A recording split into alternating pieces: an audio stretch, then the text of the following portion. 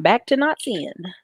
What's up, everybody? This is your girl Erica from the Classy Climb blog. Listen, I said, you know what's better than one set of curls? Two set of curls. And then I said, what's better than two set of curls? Smooth on top. Bring it on in. We've got By the Hood here tonight, y'all. It's going to be a good one. If you think this live is going to be good, drop your city and state in the chat. Let's go. Now, I don't know what's going on in Philly up there, but I know I heard y'all got to wear the mask back indoor. Come on, get it together now. We going 18th. The 18th. now. I don't know if it's because y'all breath stink or what, because it ain't cold season. Okay. Yeah. Now, you guys, if you don't know who these gentlemen are, listen. Somebody already said it. Waves for days. Waves for days. Stay sick from the waves. Okay. If you guys don't know who these two gentlemen are, can you please tell them who you are so that we can open up the show with the conversation? Go ahead, Corey. You got it, good brother. All right, so Check them girls. I'm one half of the By the Hood team. My name is Corey. What I do personally is I'm a teacher by trade. I still go into inner city schools. I work with youth that are on the spectrum or have emotional distress in the schools. I also work with parents to help to make sure that their children get services in the schools. And so I work with both sides. I work with the schools to provide the services, and then I work with the parents to make sure that the students get the services. But what I do with By the Hood is I do our educational content, and I also make sure that that Jim doesn't shine, kill everybody with it, because Jim be having some of the most fire memes, but he can't. Some of the memes ain't, they not appropriate. Those are X-rated memes. I'd be like, sir. I'll put those in my personal story. All right, and I'm Jimmy, the other half of By the Hood, and I buy real estate, I buy Bitcoin, and then I buy Bitcoin and use it to buy more real estate. And I do that too. Sell real estate, and but we're a community organization first and foremost, and what we do is we work in the communities and we teach people the power of ownership.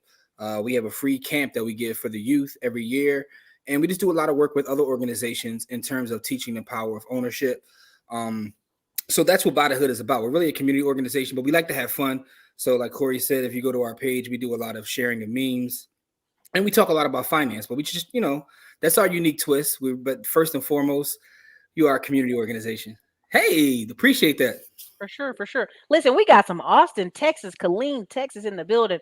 Listen, you guys better be some of the first people to pick up that good old Classy Climb boat party tour. We are booking a winery venue for the first night. Music, wine. We got a black chef coming through. Okay, it's gonna be a thing. Fancy. Okay, I'm gonna get our Black Heights. He lives here in this region. I'm gonna pull as many black YouTubers as I can for the event, and also when is that event? That's in August, second week of August. Okay, I'll keep y'all posted. Because I'm in Conroe right now. I can make that move. We get in the boat. Listen, I got a whole 2 videos me and the editor have coming out. So look, you guys. Look, she said I have the card ready. Y'all, hold on. We got to finish locking in the last part with the winery first. Michelle's ready. Ready. Give it to me. Okay, let me go ahead and share the screen, y'all. This is what we brought y'all on to talk about. Yes. And the reason we all 3 of us have our glasses on right now, y'all, is because we are making black nerds sexy again. That's what we're doing. That's right. Everybody can't do it like us, so we got to do it. Not at all. All right, let me go ahead and pull this up. Vote 1 if you love our glasses. Vote 2 if you love our glasses, because really we don't care. I can't see nothing without them. So oh, Michelle Green, you're telling the truth. Let me be very clear. I meant to clarify. Members on here on the YouTube channel, first access, second access is the email list, and then third is when we make it public. I did promise that. I will keep that promise. Thank you, Michelle Green, for reminding us. Okay, so here we go. The 7 levels of financial freedom, according to a self-made millionaire. 50% of Americans are on level 2. Oh my. So look, I'm going to go over here and we're going to read the 7 levels really quickly. I'm not going to bore y'all to death. But this ties into what I've been talking about, and I saw y'all posted. I said this would be perfect. Yep. Key points. Half Americans say they're living paycheck to paycheck. Okay. Those who achieve financial independence tend to fund their living expenses through income from their investments rather than their salary. Now we're going to skip some of this, skip some of this, skip some of this, and come down here. Let me see if I make it bigger. Is that big enough for y'all eyeballs? I hope you can see. There we go. Okay. So number one is clarity. Woo. Name that mindset. Clarity. You need to figure out where you are financially and where you want to go. Number two is self-sufficiency. You have moved out of mom and dad's house and can cover your expenses. Number three, you're saving some money. You're no longer living paycheck to paycheck. Number four, stability. You have no bad debt and 6 months worth of expenses. Number five is flexibility. You have at least 2 years of expenses saved.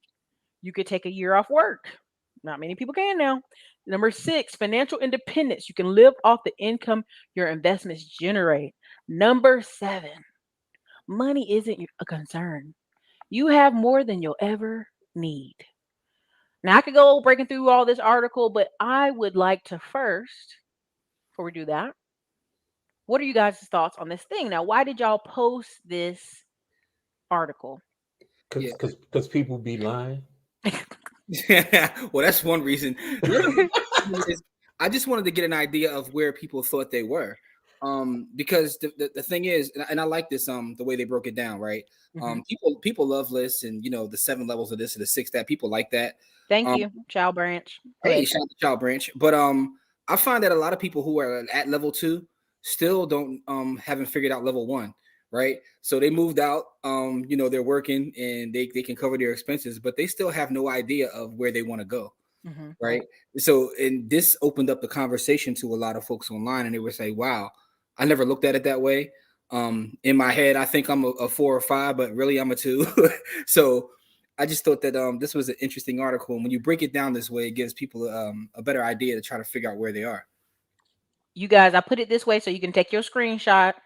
Go ahead and take your screenshot. Y'all be taking screenshots with my mouth all open and stuff. Don't do me like that on Instagram. Crop it out before you post Crop it. You know what I mean? So here, take y'all screenshot, and then I'm gonna put this back like this. Okay, go ahead.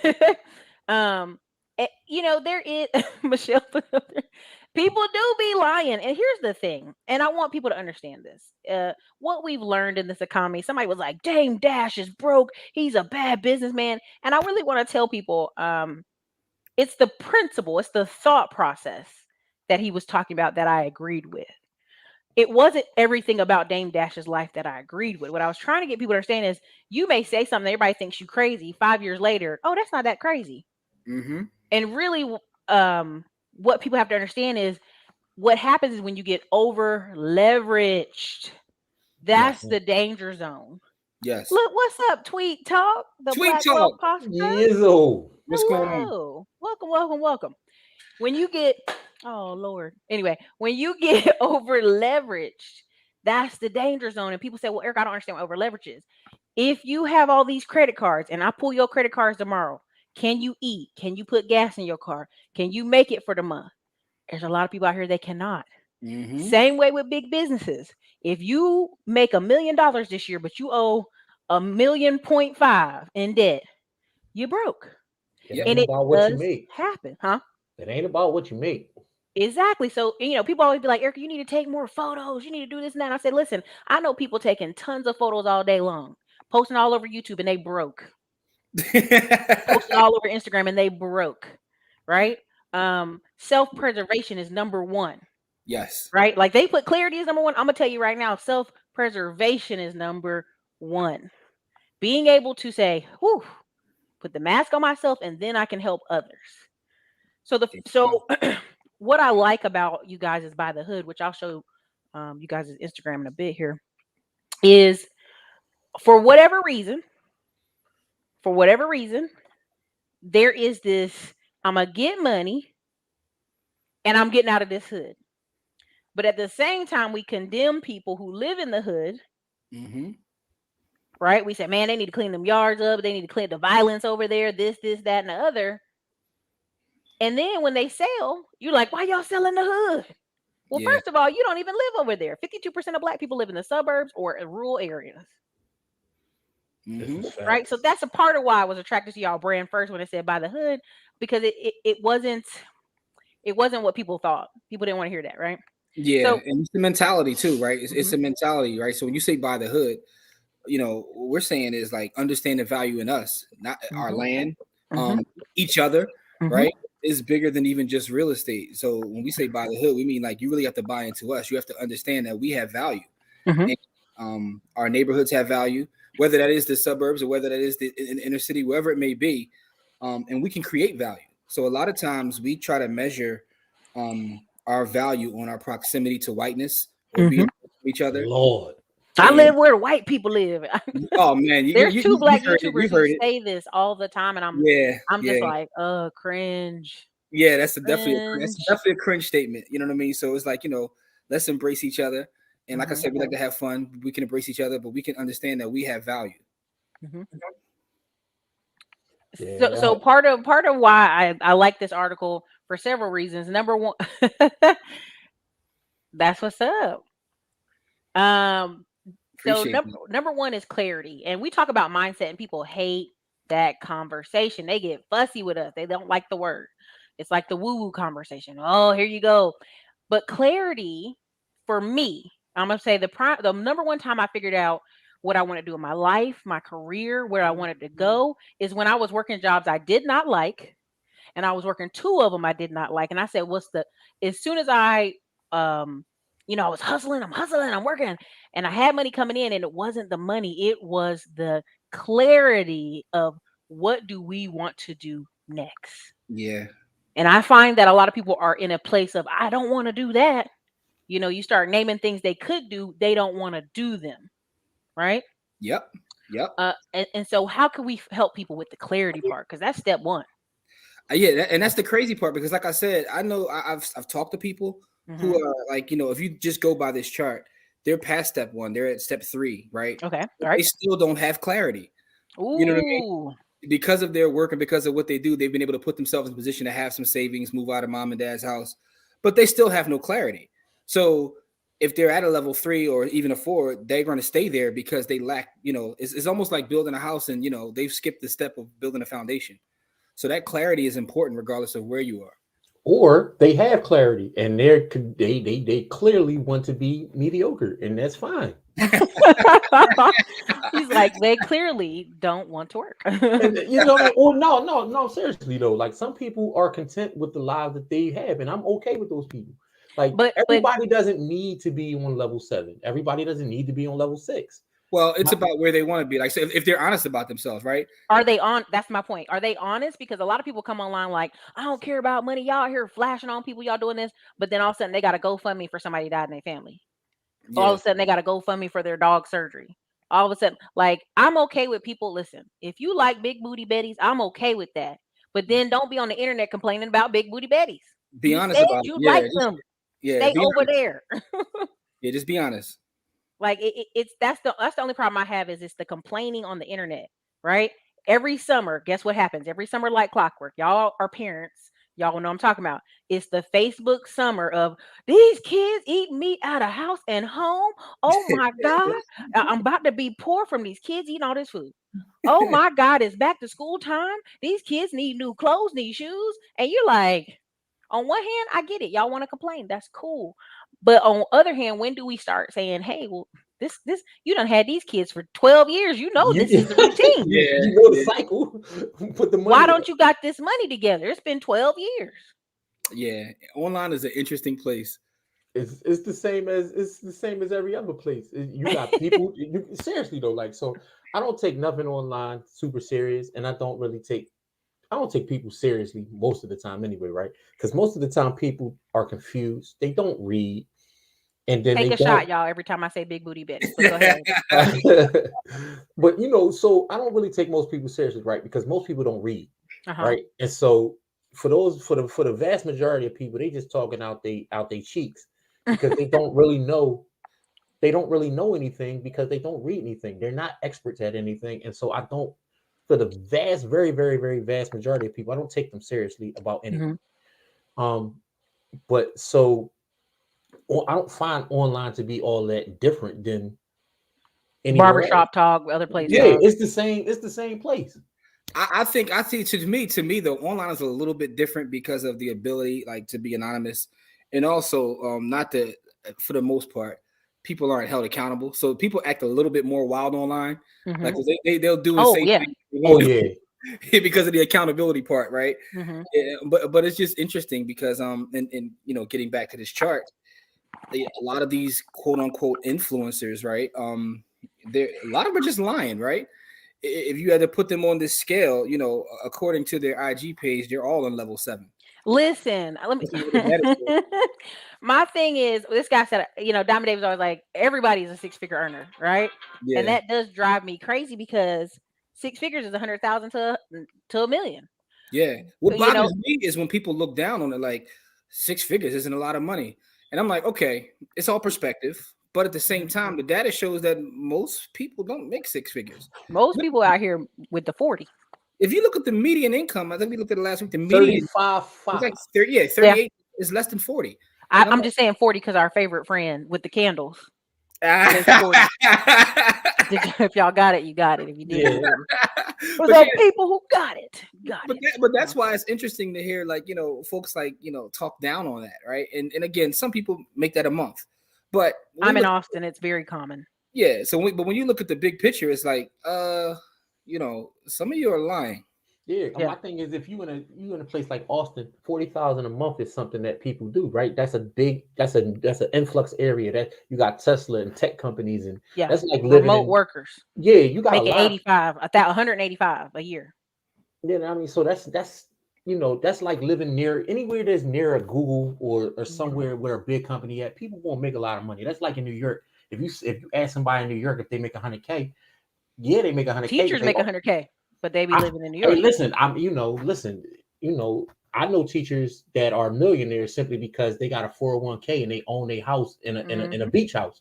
They have a net worth over, like I tell people, millionaires come in all shapes and sizes, right? Yep. Most of the people y'all think don't got no money, you know, like grandpa sitting in the bar probably got more money than most of your favorite rappers. Listen, when you got no debt, honey. Yeah, right. Grandpa got a pension that pay. He got a job that he worked for 40 years that's paying him out. He got he got 401K money, and then he probably own his house and then probably another house for his girlfriend. Like my man got enough money. Yeah, he got enough money for Big Booty Betty. My man is really literally a millionaire sitting in a room. Shot three shots. We done on shot 3 now. Yeah, you know what I mean? So this is what I'm talking about, though, right? Most people don't know what millionaires look like, right? So how is it marketed to us, though? And that's part of the issue, right? How is money, right? Because again, you know, when you work in real estate, one of the great things about real estate is you meet people from all walks of life, and you see that people that really have money, what they look like, and it's not what you see online, right? That's why I was gonna hit the word number 4 when they use the word stability. The reason I laugh at them using the word stability in this post is most folks are dysfunctional. Yeah. Most of the communities, I'm gonna go there, Black community is dysfunctional as far as finances. You know, we talk about the black tax or whatever. When you become the first person in your family to make $100,000, everybody got their hand out. I remember watching Dave Ramsey. This woman was a doctor, and she was making, I think, $180 a year, and she was completely in debt up to her eyeballs because her family members kept having their hands out. She's a doctor. Why she help mom, help your brother, help this other person. And they had to draft a letter. She was Black too. That was the part that hurt my heart. She had to draft a letter to her family for Christmas that says, y'all, I'm completely broke. Like I can no longer give any money. And for her, she said it was just so heartbreaking to do that. And I'm like, no, you have to. You got to do that. You got to. If y'all knew how many consulting calls I've been on this year alone, where people are taking care of their mom and a sibling, and they're in their 40s. Yeah, y'all would be shocked. That's a cultural thing that a lot of people from other cultures don't understand. But that's why I like money. And people tell me that like they got the word no is powerful, but also I have an understanding because I come from that community where a lot of times when you're the first college graduate or the first person to make money, a lot of our money flows the wrong way, right? Yep. We was looking at the Brandon Marshall podcast. We was looking at his joint, and he was talking about how the money flows backwards. He said the reason why generational wealth, the gap is widening is not because Black people aren't making money. It's because the money is flowing the wrong way. It's going, when you make money, you help everybody that helps you get there, and there's nothing wrong with that. But the thing about it is, you need to set the future generation up, and most people aren't setting up the future generation. They're paying back. You know what I mean?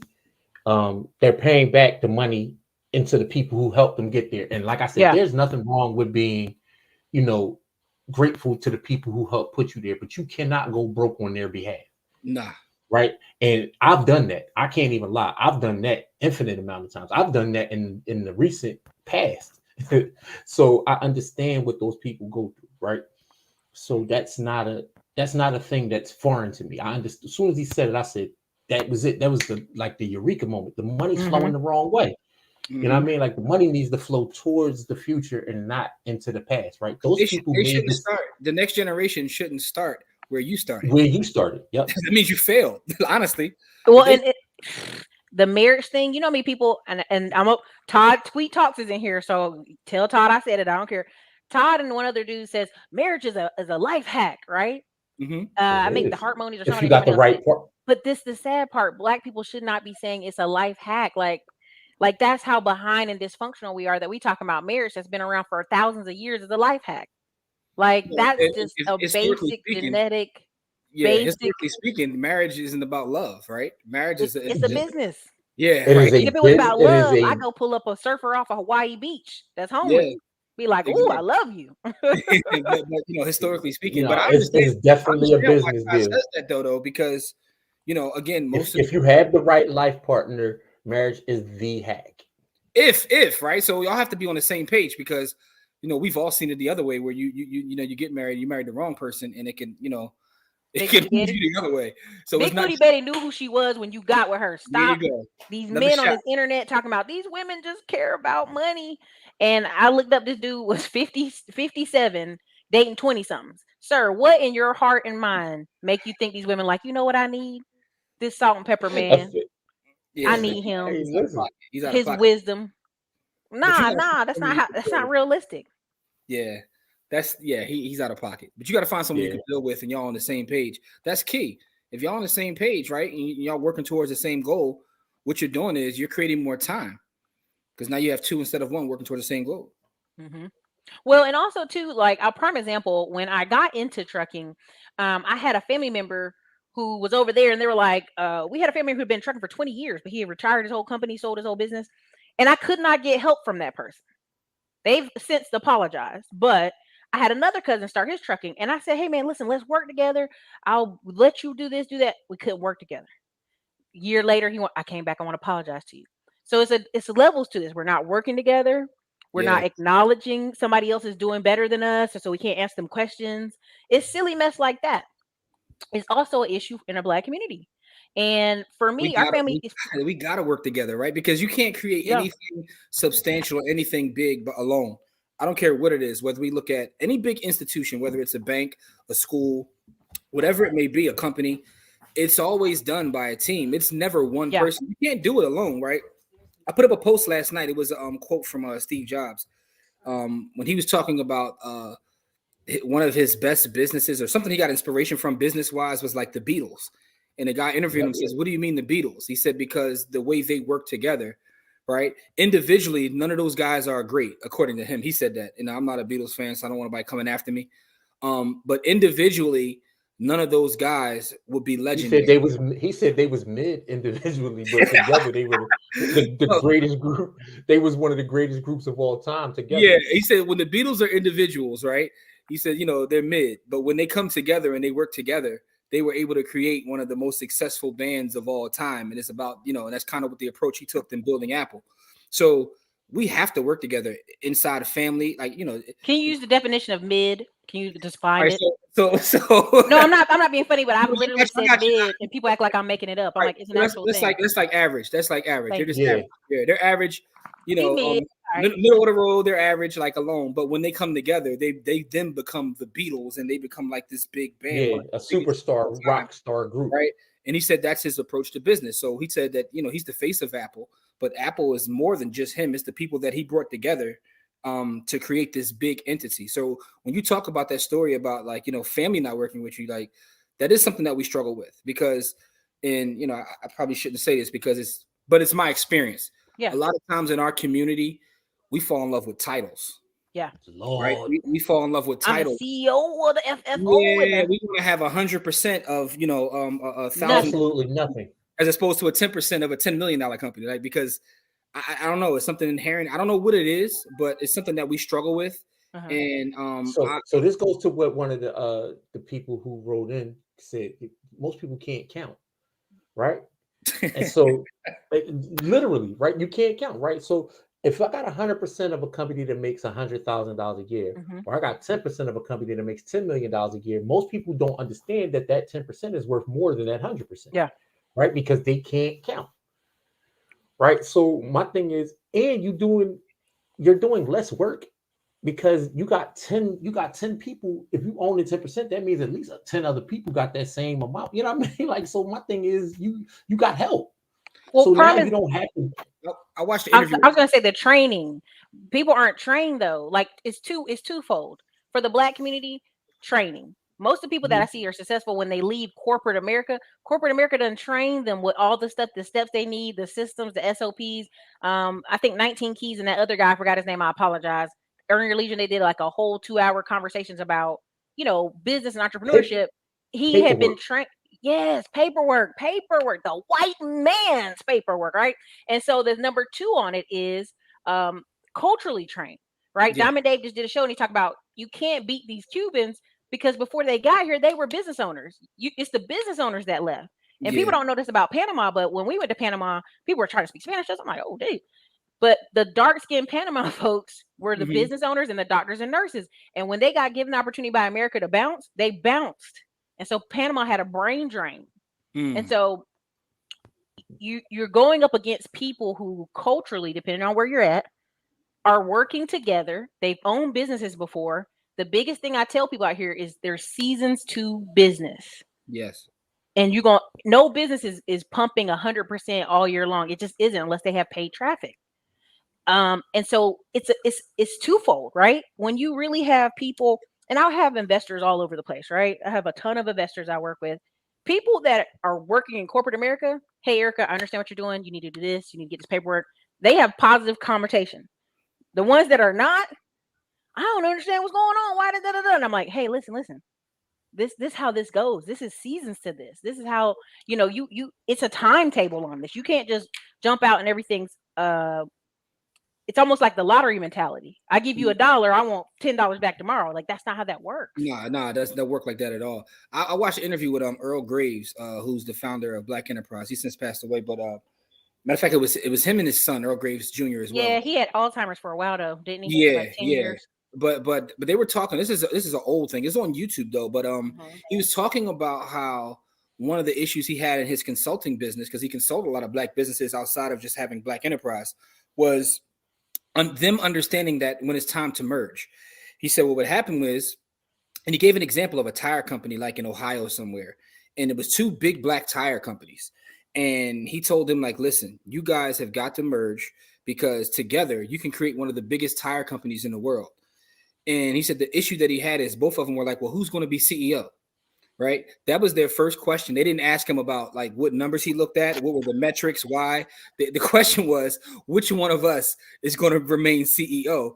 And because of that, they were never able to merge. He said, and then one of the big ones came through and just like knocked them both out of business. Yeah, they both were out of business. They had built $1 million businesses, but like Goodyear, one of them came in town and just knocked them both. But he said one of the issues is, because it's historic, right? So we've always been, you know, stepped on, been the bottom class, the second class citizen, so to speak. So we fall in love with these titles because it gives us validation, makes us feel better. Yeah, so we're not looking at the bigger picture, and we have to start looking at the bigger picture and build together, right? You know, you got to. We always say, eat together or starve alone. One of the things that we pride ourselves on is like getting rid of the ego. I don't have to be the captain of the ship. You know what I mean? Like, yep. You know, as long as I'm on the boat. Right. So it's about reaching the destination, not necessarily being the captain of the ship when you reach the destination, because what I understand is I want to surround myself with people smarter than me. right? Always. We have to be the smartest person in the room. We have to be the CEO. Like I'm cool with all absolute madness, right? So I work in schools, right, where people, doctor this and doctor that, and You I'm better like, call look, me Dr. Williams. No. so what I, because I in the mental health field, you have to have advanced degrees to be in the field. And what I tell them all the time is, I don't care what your title is. Are you serving the people that you're supposed to serve in the way that they're supposed to be served? Are you doing what is culturally relevant for the children that you serve? You're a white person from the suburbs talking to inner city black kids. Do you know what their issues are and how to solve them? Do you know? Can you make a cultural connection with these children? I don't care how many doctorates you have. If you don't have experience doing that, then you're not a good fit for the job that you have. And they look at me like I got four eyes and all of this other stuff. And then they look at the connection I have with the kids and they get cussed out all day. And they don't understand it. And what I tell them is because I can make a cultural connection. I don't need a doctorate to make a cultural connection because I'm black. But you also care. That's Because let's just really important. go there. I'm supposed to have a show at Tim tonight on and it's a brief convo on it.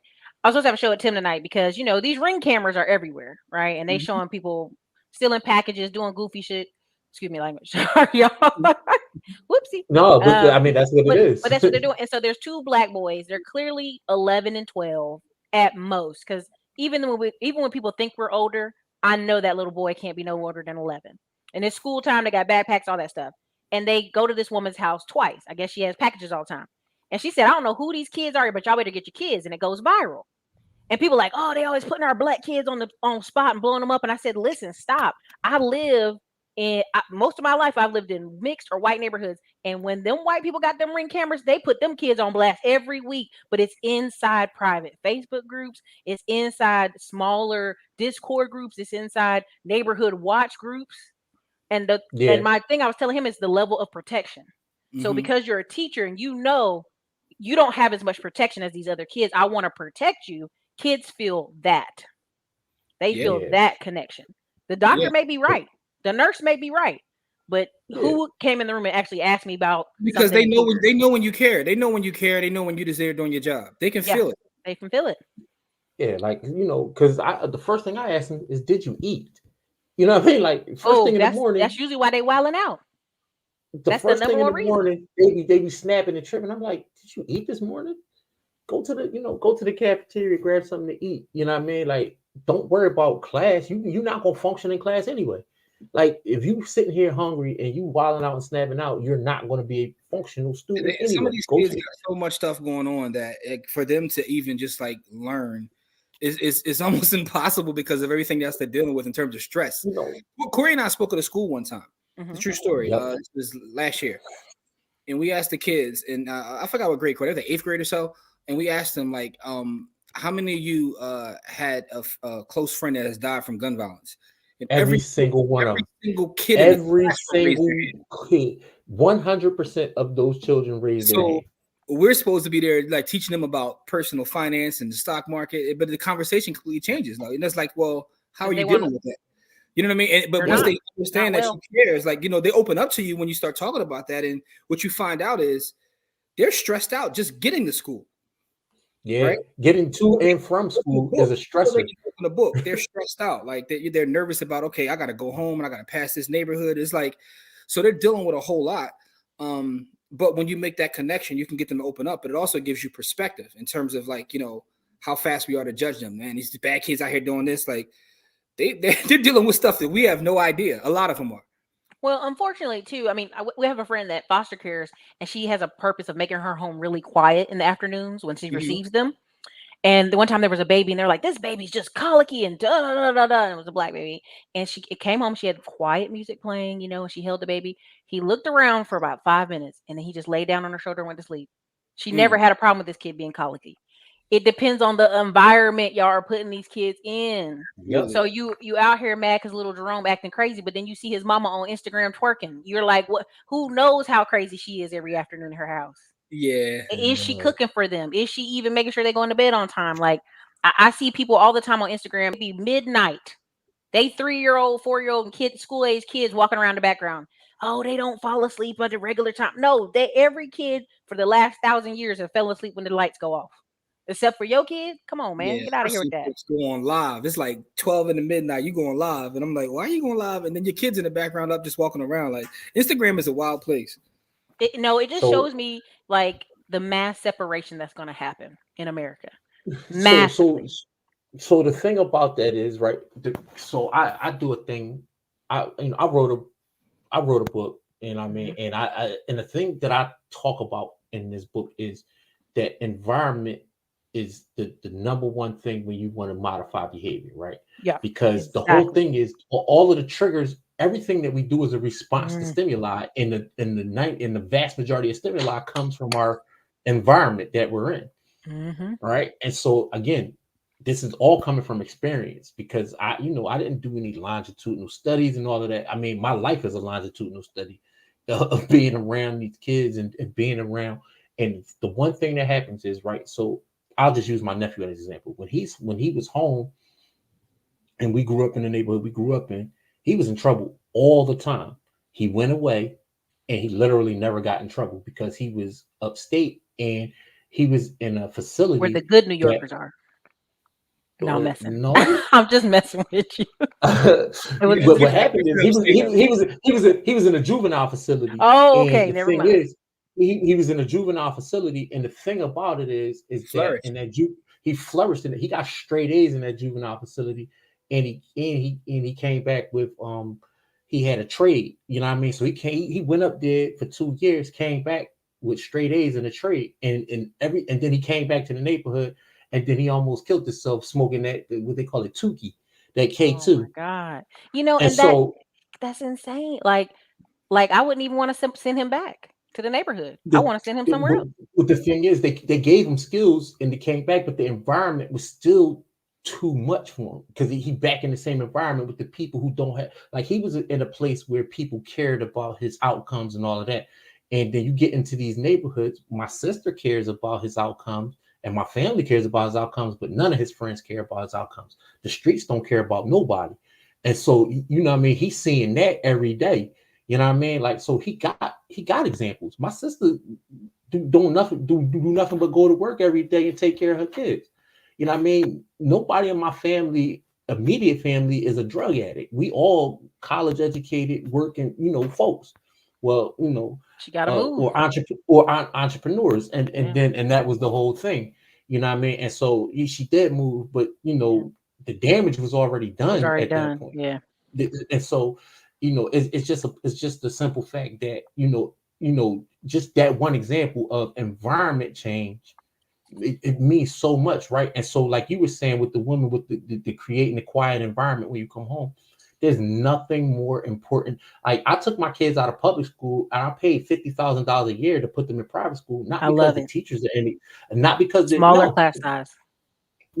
That's literally the one question I ask every time we go to a school is, do you cap class sizes? Mm-hmm. I don't even, because it's not because the teachers are better, it's because the environments are better. Yeah. Right. And so I took them out of there because culturally they weren't getting culturally specific things, and I just couldn't take that. So I started to homeschool my own kids. But that's not the point. Is that, when they were in elementary school, I took them out of public school Mm-hmm. because I wanted capped class sizes. Mm-hmm. Literally, I paid $50,000 a year for capped class sizes. Yeah. Capped class sizes. I didn't ask about what schools the teachers went to. I didn't care about none of that other stuff. Literally, is it more than 1 to 10? Wait. But pause. I want you to pause, Corey. That's what I want. I want you to pause. Listen. The girl with all the face, Black China's dude said he pays $37,000 for their kid to go to a particular school. And people are like, that's crazy. No one should ever pay that for school. And I say, your property taxes pay some of that. Pretty much. But where do you live? Here in Texas, they got these master plan communities. And we're not busting no outside kids in. And so when you said 50,000, there's somebody somewhere like, I wouldn't pay 50,000. You wouldn't pay 50,000 for your legacy of your descendants that are coming from this child that you are educating to be better. That's listen. It's an investment. Listen, how about this? I'm not paying for college right now because my oldest because I put him in those private schools early, my son is 15 and then he's finishing his second year of college now. So I'm not paying for college. You see what I'm saying? So I paid up front so I don't have to pay on the back end. My son is, you know what I mean? Like my son is going to Portugal and Morocco in a month because he's able to do other things. Morocco, London to La Visa. Black Eyed Peas. As soon as he said that, I was like, Black Eyed Peas. Yeah, but the thing is not, you know, and I'm not. The thing is, it's just decision making, right? I made decisions. Me and my wife made decisions for our children that allowed my children to do these things. It's not because, you know, we lived in the hood. We still kind of live in the hood. You know what I mean? Because I mean, I do. I got a house in Texas, but when I'm in Philly, I'm literally in the hood. Like, well, when do you come to Texas? You in Texas now? I'm right here now. I'm here now. Well, listen, tell me when you and your wife ready to go get your boots and your hat, your first hat shaped for your head. So it won't be the first. My wife is from Texas. So I know. I'm just messing with you. You know, I'm messing. No, we need Corey in his boot and hat though. That'll be good for our page. That's not going to happen. I'm not going to say never, but you won't see that on no pictures. I can guarantee you that. Come on, Corey. Don't for the children. Okay, hold on, wait, y'all. Let's loop it back in because I know if you've been liking the content, drop a 1 in the comments right now. You know, we work really hard to provide quality content here. You know, I have a little happy testimonial video I'll release later this week. Because y'all really showed out this past week on the testimonials, and I appreciate that. Keith Dander said, my sister and myself are the first in our immediate family to earn $100K per year. At first, we could discuss it because of open hands. You couldn't discuss it. The first thing I tell you, Keith, if you and your sister make 100, y'all meet off to the side and be like, hey, let's go buy a rental or two. And then we let the family know after we done start stacking and buying stuff. Because I can tell you now, personally, from my family and people in my family, like the first thing when I made a bunch of money, my uncle took me aside, said, you need to go buy whatever investments you need to buy. Don't tell nobody and do A, B, and C. And what ended up happening is my siblings and my mother and other people were like, hey, I'm gonna start this business because Ericka inspired me. Right. One of the best things, and I'll pin this and give it to Todd. On the Classy Climb tour, Todd Millie's mom came, and boy, she be looking young. She came and Todd was saying how all these people were saying, no, he shouldn't leave his job, he shouldn't leave his business, he should do this. And then when he blew up, it inspired his mom to leave her position and blow her stuff up more, right? Because she could see in front of her own eyes it happening. And so, you know, you inspire people by just keep going. Yes, I mean, I remember I had to stunt on my family one time, and this ain't this year or last year, but I had $50,000 in my account, and I'm like, this is when I was still in like, you should save money mode. And I slapped that thing down and showed them my little bank receipt, like, look at that. And people were like, oh my gosh. And it's something about it stuck in my mom's head. Is like that's real. You're really successful now. Now they've been talking shit on this YouTube for years, but they saw that and they were like, this is successful. So, no, but that's why it's important to have people that look like you, people in your family that are able to do things, because seeing is believing. Lone Ranger mentality is very rampant. It's very rampant. Yes, it is. Silos. People working in silos. Yes, Keith, there you go. That you got to just sit up to the side, man. Some family members are looking to invest jointly. Yeah. The greatest inheritance is to leave knowledge. I will say this, Keith. Indeed. When every year our family spends, every year our families for the past, 25 years have gone on Carnival cruises in the group. But when that stopped for us, I think the past 7 years we've been going on to the beach. We'll rent this giant beach house. And at first I was like, we all throwing in $500, $600 on this beach house every time. It's 20 room, 20 bathroom beach house. How much do they charge us? And they usually tell us, oh, it's like $25,000. It's fine for the week. And I say, y'all, we could literally buy one of these out here. And I said it for both 2-3 years. And everybody's like, oh, Ericka, da, da, da. My 15-year-old nephew said it last year. Y'all, why don't we buy one of these? The adults were like, oh, we looking, baby. We gonna look. Yeah, we gonna look. Now I said it took the children, not me, who was ready to partner with somebody in the family. Let's go buy something. It took the children going, why are we wasting money? Why don't we own one of these? Hey, the fact that the children are asking that question, that shows that, the information is getting to them. It's working. At least the children have the, they had the wherewithal to say, look, this ain't right. Something is wrong about this. You know what I mean? Like, even if, I know you said it, but, it's crazy who people listen to. The math. And so when I found a smaller house, my cousin was like, how much you need? I was like, how much? Listen, people will wreck their lives to keep you from being right. Like I know people who will wreck their life This is to true. keep you from being right. This is true. Man, listen. I know people who will absolutely sidetrack and derail their life to keep you from being right. And it's nuts. I'm like, okay, like, you know, and I watch. And the crazy part is, see, I'm not grown enough to not watch you do it. I will literally watch you do it. I've got to the point where I will just literally just watch you do it. So by the hood, this is for both of y'all conjointly. Somebody says, I blame the school system. It's financial literacy is taught in schools. Y'all bums don't even listen in school. Y'all listen to half the stuff they taught in school, if even that. beyond that, right? So we actually did a video. I don't want the schools to actually. We got a video on our IG page about that, right? Because when we look at how great the school is teaching history and other subjects, I don't even know about one thing teaching financial literacy. Cool. I'm good. I don't leave that out of schools. We need to. I work in schools. I do not want schools teaching financial literacy. It's your parents' job. Yeah, and even if you look at like your village, right? So your parents and then your bigger community, because I see the job they're doing teaching math, science, and history. You know, overall, like there are some great schools. That's not you know, throw every school under the bus, but overall, so I don't even know if I want them ditching that, because what they're going to do is they're going to teach them how to be you know, better employees is what they're going to teach them. More consumerism. And then more dependent upon the system that they need to be moving away from. And that really wears. I know y'all be getting mad at me when I be getting mad about that stuff, but I'm like, I be so tired of hearing. Thank you. I'm taking a screenshot of it. I'm being petty. I was about to say, no. As you should. Right. Shout out to the Black Traders Group. Thank you, Black Traders Group. Nah, seriously, like somebody sent me a thing. I was having a moment. I was like, I'm leaving. I ain't doing nothing. I'm leaving for 2 months. And they were like, girl, bye. Well, you know, doing it better than you. I was like, you right. This is the key part, Davis. It means everybody involved has to be accountable. Now, I control investment groups. I have 7 different groups. The group that does the best are the ones that do the paperwork. The group I'm in, where it's just 4 of us and like everybody has their share, like everybody has a piece in the paperwork, I never have a problem with them. The one group where I'm responsible for everything and nobody else is there's no captains, there's no managers, is fucking hell. And I'm like, it's like, oh my God, I had to hire somebody this week and train them just to do paperwork for that one group. And I said, I'll never do that again. Right there, man, that word accountability, like accountable, like that's everything. Yeah, it is. Oh yeah, Michelle, I worked in the financial aid office. This is very true. We would tell people we have millions of dollars where you just have to write an essay and nobody would do it.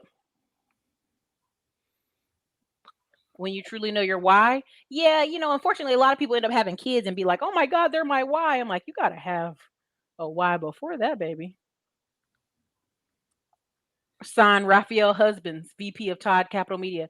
His last name cracks me up every time. There is 200. There's actually 303 people here. Hit the like button, y'all.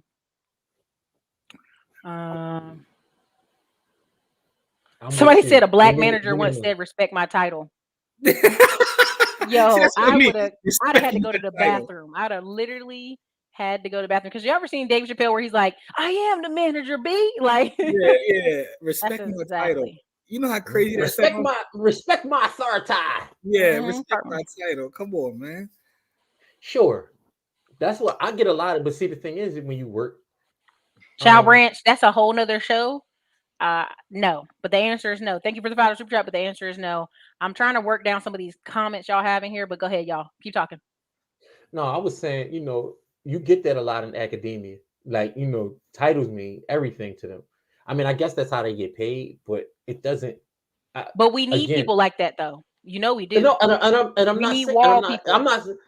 not saying they're not necessary. I'm saying that, you know, that shouldn't be the first thing that's on their mind. You know what I mean? Like, you work in a school and academics are important, but the thing is, none of the academics happen without the social aspects of it, right? Because school is a social place, because anywhere they got that many people is a social place first. Yes. When you bring that many people into a room, the first thing it is not a learning environment. Safety has to be your first concern, because it's a social place. So people have to feel safe before they can learn. It's not a learning place until it's a safe place, right?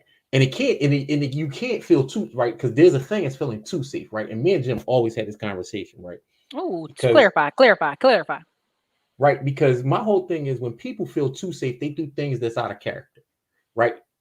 They do things that's out of character, right? So, Too safe, like they can't be fired, or too safe they too safe like they can't be fired, too safe like they can't be approached, too safe like they can't be corrected.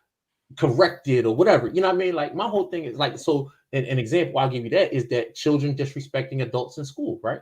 Nah, I'm a There's pocket. no, No, no, but I'm joking. I mean, I'm joking with you, Corey. Come on. no, we move past that point where we're, Yeah. firebranding kids for for talking back to Will adults. Smith But slaps. the other, I wish. I wish we need to bring that back. Hold on. Before you go into that, hold on. Red Amazon said it's the lifelong collections you make. My son is still benefiting from private school connections. I can tell y'all because the Black Doctors and Lawyers Association of Fayetteville of North Carolina paid for our golfing and tennis classes. Literally to this day, we're on some of their email list. Xanatos Clutch, this is very important. Smaller class size, a teacher that cares, and not getting demonetized. Listen, demonized for making A's. I tell you what, Ericka Williams was bullied for many years in school to middle school till right about that 8th grade year when I went away to private school and I came back for high school and they let me carry my tennis racket around school. People behave very well when you carry your tennis racket around school. And then my teacher be like, "Why you got that racket?" I'm like, "I'm going to tennis practice later." People become very well behaved. What's interesting about that comment is that you said not even teachers that care, teachers who somewhat care. Like all we need is you to somewhat care. You know what I mean? Because the thing is, most teachers get into it for the love because they know they're not getting paid some massive, crazy, out of control salary. You know what I mean? Like, so. Well, some of them. This is, I mean, some of these are like moms. This is what they're gonna do. You know what I mean? Like this is the but best my whole thing easy is, job.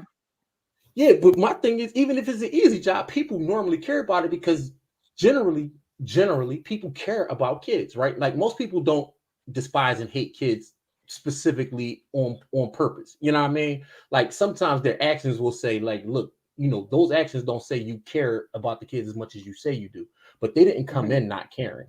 You know what I mean? Like what'll happen is the adult actions will make them not care about the kids, which is absolutely nuts. Yeah, I think it's interesting those experiences because I actually went to private school and my parents made sacrifices to put me in a private school, but I still benefit from those connections, like Red Amazon said, to this day. And what was also interesting about it is, as I was coming up, we lived in the hood, but I went to private school, so I would come back in the neighborhood, and like my friends who went to the neighborhood school, they would give me all these stories about, my teacher said I'll never amount to nothing, like the typical rapper thing. My teacher said I never amount to nothing. And I would look at them like, that's insane. My teachers tell me I can do anything I want to. Like my teachers Porter than me. They constantly told me that we were going to do great things. We were going to do these things. And like friends I have from the neighborhood didn't have that same experience. And you can literally look at our life and see we went different ways.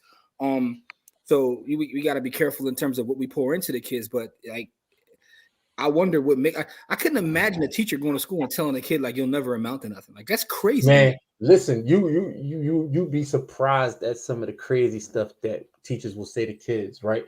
And the thing is, most of the time it's an older teacher that's been doing it 20 or 30 years and they jaded. They jaded and overwhelmed by the the things that they see every day, and they don't internalize it well, and then they in turn say something that's generally not in character with their normal stuff. Like I seen teachers melt down, just absolutely melt down. Yeah. Right. And I'm like, damn, that's crazy. You know what I mean? Like, but so part of what I was gonna say is not this just one says your family and friends will never see you as an expert at anything. Get yours and the serious ones will follow. So part of what I want to go on is people are like, well, how, we've been talking about the problem. We talk about the issues. What are some solutions? Is always my channel's point is like, what's some solutions? And, I've been talking about solutions for years. And for me, step 1, 2, and 3 is, okay, how much debt do we have? What's our number we need every month to thrive, to survive? Like if you got a sheet of paper, you need to have on a sheet of paper, if you need $4,000 every month to make it, okay, that's your baseline, right? Number 2, what are the things you like, dislike? What are some of your interests? What are some things you're thinking you might be a good job for you? Number 3, go make more money. People love telling me, ain't no money out here. These jobs ain't paying. I hear the cries and the sob stories from from big booty Betties and good looking Jeromes in Atlanta every year. They only pay $12 to everybody in Atlanta. That's just not true. You know what I'm saying? Some of y'all don't have skills. That's just the truth. Y'all don't have skills. And then you're trying to figure out, well, what's the problem? It's self-assessment. Right? Yeah. So even the people asking in the chat, I'm not ignoring y'all, but I want you to understand that, like, we've taught a million different ways you can make money. Like, I have a video talking about what would I do if I had $500 and no other skills. And I started laughing because I realized I put too many things on the video. I had to reshoot it. I was like, most of these people in here, they know I'll get a job and just stay in this job. Okay, but we're never doing self-assessment or self-talk of what you want or where you're trying to go. So, but I do want to touch on the last comment that you had up about For sure. people, I'm sorry. your Go ahead. family not respecting you and all of that stuff. That is 100% true, and this is and I know this to be fact, right? And especially in Black communities, right? Because people will treat you the way they meet you, right? So if they met you as a kid, right, no matter what you did, Never later. Like, so if they met you as a bad little kid, the first thing they're going to remember from when you meet again, even if you're 30 years older than that and your life is totally different, is how reckless you were as a kid, right? You know, that's adults too, though. But listen, no, this is what I'm saying is that's what adults will do to you, right? So, like, what I'll do is, like, I was a quote unquote good kid, right? But most adults that met me when I was the good little kid, and so they still think of me as like the nerdy good little boy that did all his schoolwork, got straight A's, and did all of that kind of stuff, right? So I have sort of an advantage with that as a kid, I didn't get labeled as a troublemaker. But I know some of my friends who made infinitely more money than I did and were way more successful in business than I was.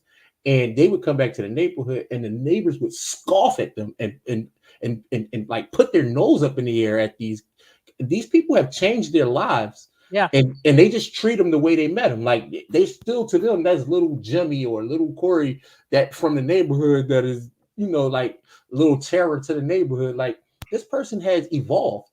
And the thing is, everybody doesn't see your evolution. So they're going to treat you the way they met you. And so, my grandmother always said, try to be the best version of you, be the representative version of you wherever you are, because people are going to treat you the way they meet you. Unfortunately, first impressions matter. That's why when, like, I'm gonna use him as an example. Kevin Samuels, when he just were talking to men, he would say, yo, dress up before you go out on a Friday. Do this, do that. And, oh, I ain't gotta do that. Why I gotta dress up? These women gonna like me. I'm like, listen, I've been places. I'm not gonna lie. It's not being uppity. I was somewhere and there was a black man with a wife beater on. I just wouldn't make eye contact with him because I was like, I don't know what you want, Negro, but stay over there, right? Like, and it was like, I don't know if he just came off the construction site or not. And it was not that I was disrespecting him. I just was very like, I don't think we have anything to talk about, right? Like, I don't know where you're coming from. You've been outside. Because a lot of the construction guys here, you look at them for 2 seconds. Hey, girl. You're like, hey, I just said, hey, sir, I'm from the South. Please leave me alone. I'm just trying to go to the gas station and get a drink of water. Please leave me alone.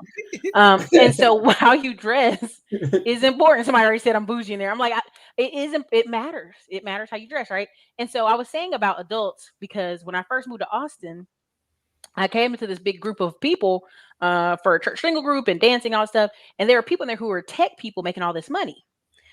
And I was working at apartment management and I was delivering pizzas at night. Well, then within a 2 to 3 years later, I literally made $650,000 in 1 year. And I mean, life-changing, traveling the world, doing all this stuff. And it was almost like people, once they found out I had made all this money and my life was different, they did not want to be around me. They did not want to talk to me because a lot of them had been making money for years and their life was shitty. Mediocre people do not like high performers. Period. They don't like high performers, and high performers don't like mediocre people. So if you've been telling me that you're in tech and you've been making 180 a year for the past 7 years and you have nothing to show for it but a bunch of trips and a hot car, you know what I'm saying? At some point, yeah.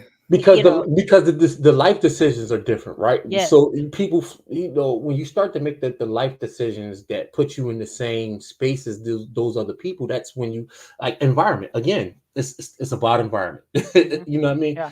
Because you got to get in an environment with people that are making similar life decisions as you are, right? And so as your life decisions change, you need to change the room that you're in. And most people don't want to do that, right? Mm-hmm. So most people will get into a room, you know, like I still have friends that I had from, you know, around the way that, you know, make 60 grand a year. They feed their family. They're fine. Yeah. You know what I mean? But I also have friends that are multimillionaires, and one that I would probably say might make a B, might be a billionaire. But the thing about them is that they'll never ever come into the same room as those people that make $60,000 a year. They will never ever in a million years go into that room unless they're trying to teach them something. They won't even, like, if I say let's go on a trip and then those people will be there, they won't show up. You know what I mean? And it's not because they don't respect those people as people, but they will think that they don't have anything in common with them. And for the most part, they'll be right. But that's interesting too, because when you talk about family, one of the things about like when you become the first generation 6-figure earner or millionaire, whatever it may be, sometimes your family looks at you different, right? You talked about the people just in Austin. Sometimes it happens to family too. Yeah. Right. They start to treat you different, you know, because because of the way they perceive. Oh, I have a cousin, unfortunately. It must be nice. That's her favorite new phrase. Oh, Lord. Every time I come back from her, and I love this woman. She's because there's my family has like 20 boy cousins and like 5 girl cousins. So there's not many we like stick together. Yeah. And something happened when I started, you know, when I used to tell people you can be an entrepreneur, what's that even mean? That sounds unemployed. Black people were so angry with me. That sounds unemployed. They would be so angry with me, right? And so then every year, like I take 20, 30 flights a year. So I'm at Thanksgiving and Christmas just racking off pictures. And she'd be like, must be nice. And I go, damn, that's some hater phrase. What's a hater phrase? I said, never mind. I didn't even explain it. I just kept on going about my day. Yeah. So I just came back from Africa. Must be nice. And I'm like, you don't have to say nothing. It's a whole lot of that must be nice. Say nothing. Do you know what I'm saying? And like, and like, it's just that phrase bothers me, right? You know what I mean? Like, that's her favorite. That's all she say to me now. Like, we don't call each other or nothing. I'd be like, come on, girl, it ain't gotta be like that. But my thing is, if you see me succeed and then you want a piece of what I got, just ask me so I can help you, so I can get you there, right? So that when next time I go somewhere, I can make a phone call and you can go with me. You know what I mean? Like, it's not that I don't like you, it's that I don't like the decisions that you're making. You know what I mean? Like, if you're making the decisions that's going to keep me stuck where you're at, I don't want to be around that kind of energy. I don't want that energy. And so let's help you make better decisions so that we can be on a level where I can say, let's go X, Y, and Z place, and we can just go. And nothing's different. You know what I mean? Like, we can still like each other. I don't gotta hear it must be nice 75 times a day. Like, I don't want like, okay, all right. You know what I mean? Yes, my life is nice. Like, what do you want? Y'all are cracking me up in this chat. She said, but that's where the project reparations from my crappy childhood via gentrification come into play. I think I know what you're saying, maybe not. Oh, John, spot on. How's your little business doing? Oh, to Lord. this day, I have yeah, John, that's one of them right. That's definitely one of them right there. Did I tell y'all I was gonna buy how's the little hustle going? Little hustle. Did I tell y'all there was a time right before I had to pay my tax bill though. I'm not gonna front y'all. I had a big ass tax bill, but it was so big that I was like, yo, I could go buy a Porsche and just put them on a payment plan. And my friend was like, are you for real right now? Are you joking? I was like, girl, I'm for real. And she was like, where is that coming from? And I had to stop for a second. I said, where is this coming from? I said, it comes from everybody talking shit about me about my paid off car that I want to stunt, like internally want to go do something like, see, bitches, I got a whole Porsche. And I was like, stop. Man, listen. That's external. That's not, you got to like let that go. Listen, and so we all fight that. Yes. Some days you just want to say, like, you know, you want to do the screenshot, but again, you know, safety for one, and then for two, that's not what we in this for. But that's the whole thing. And it's like that urge though, I'm telling you, that's a thing. I literally told somebody, I was like, I make a rule now. If I want to buy something, just because you can do it don't mean you should. I try to wait 3 months or 6 months. It depends on how big the purchase is.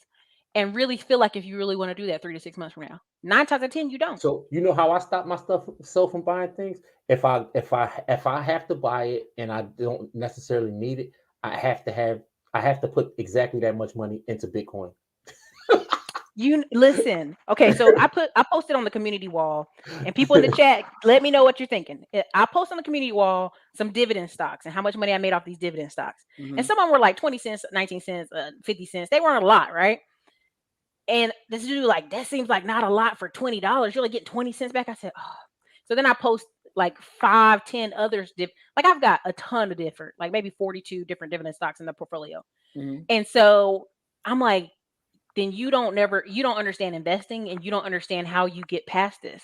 It's a habit. A lot of people think, well, if I get this big lump sum of lottery money, then I'm gonna do the right thing with it. But every day you get money. We had a friend that was making like 20K a month, and he was struggling. We're like, well, show me your bank statement, show me your QuickBooks. He didn't have it. And then when he went and got off the online statement, he got the paper statement. He's like, damn, I'm just spending on a bunch of little goofy stuff, games online, this and that. If you can't manage the $20 a week to go buy a dividend stock and just put it over there as savings or segue money, you'll never get free. It's a mentality. And that was the purpose of the post, and everybody missed it. But if you saw the post, put a 1 in the comments. If you saw that post where I posted dividend stocks, put it in the comments. So yeah, it's a mentality. When I was I used to have a securities license and insurance license, and I worked in like financial services for a couple of years, and I would meet people that made all kinds of money and were dead broke. I remember I had 2 clients who were like both attorneys, and together they made $250,000 and they had no money. And I also had clients that worked in McDonald's and had 6-figure net worths. Oh, sorry. You know what I mean? So it's just interesting that people believe. A lot of times people say all I gotta do is make X amount more, and that's not what the issue is. That's not what the issue is at all. The phrase "everybody ain't able," man, that stuff burned me up too. Because I literally was somewhere and I was like, "Well, she could just do this to her hair." Everybody ain't able, Ericka. And I was like, "Y'all, I don't even bring up the curls like that. I'm just saying she could do something with her hair." we need to come up with the top 7 hating terms that people use, like your little business. Really everybody ain't able. It must be. See, nice. Listen, she said, "Don't take offense. It's actually a compliment." Nah, I mean, I don't think I think it's got to be something better. You got to use different words. Anytime my cousin disagreed with me, telling me how to do better, she say, "But you don't have kids." Oh, that's another one. That's another one. That's black people's favorite term. And listen, humans are expensive, right? And someone else in our circle said that to us. Who was that told us that humans were expensive, Jim? Yeah, it was. But the point is though, that's another one of those phrases. I tell you, we need to come up with the top 10 hating phrases. We got a couple here. That your little business, but you don't have kids. Everybody can't do that. What's the other one? Must be nice. I mean, we need some more of those, but we definitely. I understand the kids one. I don't like that phrase, but kids make your life different, man. I understand. But here's the thing, but that's also blaming them. See, that's I'm the not thing. Blaming, I'm not blaming. Feel like black people. No. Not you. Humans are expensive. They are, but hear me out. Hear me out real quick. Whenever we say, "Hey, here's some suggestions for blah blah blah future, chart out your future," black people are the number of people. I got kids. Okay, well, you've been had these kids. This ain't new. You've been had these kids. These kids eat the same amount every summer, every year, every fall. You know how much haircuts cost. You know how much new underwear costs. You know how much socks cost. This is a math equation stuff, and our community is the worst on. Like, we don't really want to look at what's the true cost. What are the numbers? Because as soon as you just said that about kids being expensive, I know about 5 or 10 black people like kids were expensive. No, humans were expensive. I know, but I'm just saying there's a bunch of people I know who say, "Oh, kids are expensive." Once you get 2 or 3 and they're the same gender, the clothes, you share everything all over again. Depend on who you talk to. So it's one of those things of, are kids so expensive you can't make no decisions, you can't grow, you can't have a better life? Or are these people really not financially prepared in any way and aren't really taking themselves accountable for how much it costs? So both of those things, right? One, right? Sometimes people have kids before they're ready for them, and True. that puts them in a financially disadvantageous place, right? So we'll just leave that where that's at, right? Because if you got a kid at 17, you're not making $1 million a month to, you know what I mean, take care of a kid, right? But on the other end, if you're an adult and you act like my wife is due in a month, less than a month, right? Right. I'm not talking about the expenses of the kids. I'm talking more about legacy now. Right. So I'm not in a place where I'm talking about, wishing what my kids will have. I'm in a place where I'm putting it into place, right? So because I have access to so many people who have given me so much information right now, all I have to do is execute, right? I don't have to have $1 million to be able to execute a plan, right? I just have to have the plan and then execute. And that's what most people don't understand, right? Most people don't have a plan, and that goes back to what we were talking about in the beginning with the levels, right? The clarity, that clarification, right? Do you have a plan? Right? Do you have a plan for the things that are going on in your life? One of the things that and that's part of the environment, right? The plan, right? Black people don't plan for anything because we're so resilient. We're reactive. We're so used to just surviving and living through stuff that we don't plan for things, right? And so that's a bad thing that happens in our environment. It makes us be able to thrive in situations where we should be dead, but it also it holds us back in situations where we should just run. You know what I mean? And so it puts us in an advantage and a disadvantage. An advantage of it is that, I mean, you really have to do something crazy to kill Black people off. But you also no, just put salt on their food. Take them ankles right on out. Listen, I'm not trying to be funny. No. Listen, Corey, I'm not trying to be funny. They actually did a study. They showed that Black people, we are the only group of Americans, us and Native Americans. That's how true we are to this soul. I'm just gonna say, leave that there. That only things that really take us and Native Americans out is food, heart attacks, food, obesity, high blood pressure, and then I hate to say it, for Native Americans, alcoholism, drugs, and then for us, it's shooting each other. If you actually go look at it, what are the top 10 killers of us and Native American people? It's food. It's the food is taking us out. And that's why when I'm, AM1, tell the kids, hey, we on the show. AM1 is doing a whole series about fasting. And I haven't been telling people, but ever since I came back from Africa, I've been busted down sick, like almost fasting, just the majority of the day and just eating dinner. And this lady asked me, oh, are you Muslim? I was like, no, baby, like, just to get my body right. Like, I traveled to Africa, got something in my foot, got an infection, had to get on antibiotics, like all this crazy stuff was happening. And so, and once I ate 1 meal a day, I actually wasn't even starving. I was like, well, damn, that's not even bad. You know what I'm saying? So our bodies are resilient. We just stuff them with Mountain Dew and stuff, and like pork chops and fatback and all that other stuff. We do it to ourselves. But let me read some of these comments. No, that's an excellent comment there. Huh? So I'm reading that comment, and I like the fact that he's even talking about 10 to 20 years. Well, read it out. Read it out for us, Jimmy. Read it. Yeah, essentially, I'm just in the process of buying real estate from the blocks near where I'm from that are close to subway stations where gentrification is slated to hit in 10 to 20 years. The fact that he's talking about 10 to 20 years out, that's inspiring to me, right? Because most of the time when I talk to people, they can't think 10 to 20 years out. And he's already preparing for what he thinks is going to happen in 10 to 20 years. That's the way you actually build, You have a radio voice, so read this one too, Jimmy. Oh, I try to buy at least 4 properties a year, but not going to lie, it's been hard finding more properties. My fam that was talking shit, excuse my language, now wants me to invest in them. 4 a year. That's one every quarter. I mean, listen, right there is a wealth plan, though, right? Because like when we catch flack from both sides, right? Because we mess with some people that's literally balls to the wall, go get all the money, right? And then we mess with some people that are super conservative and talking about 3% a year, and buy mutual funds and just stuff your money in the mutual funds, right? And so we're kind of in the middle. We say, listen, you can get way more than that, right? Because there's money out there to be had, but there are also things that are going to grow. Buy the things that are going to grow, right? You don't have to be super smart to realize the things that are going to pay, right? There are things that have track records that show that they're going to pay out. Real estate is one of those things. The S&P 500 is one of those things. Like real estate and the stock market have proven over time to build wealth. So those are 2 places you should automatically start to look when you start. Because look at Corey taking us to the third segment. Corey, stop it. I mean, the video you have up, that's kind of where I was trying to go. I was trying to lead us there, but I'm gonna read out these last comments. The immigrants are taking all the good jobs. Let me tell you something. If a man or a woman that can't speak English and come here with limited skills takes your job, you did not have a job. It was not your job. It was not your job. You were warming it up. Now, if you say I'm a brother with a construction company and people underbid me, I'll agree with you.